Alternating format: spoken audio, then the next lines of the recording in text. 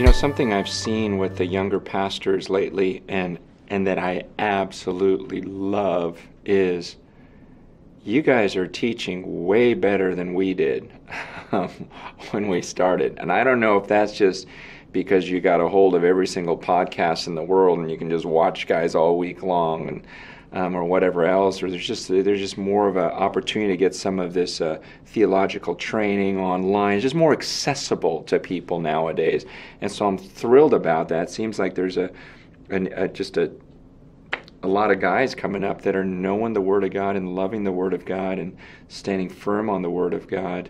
One of the concerns I see, though, is while sermons seem, in my estimation, for the most part, they're getting better and more biblical, the actions don't always follow with the people, and we're not even pushing them towards that, or even in the messenger themselves, and that's what I want to be careful of, because part of me goes, okay, is that worse?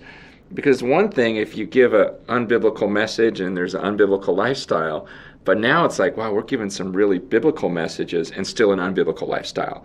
And it's almost like, wow, we're going to be judged for this truth that we've been told.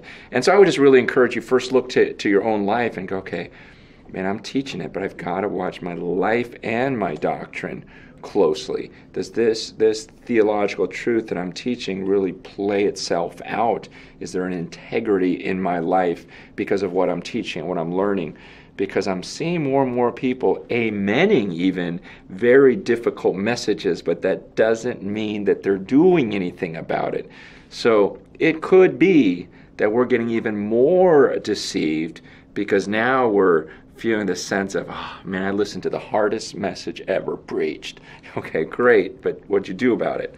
Well, I came back the next week and listened to another one, and we just don't want to get in that mode, because that's dangerous.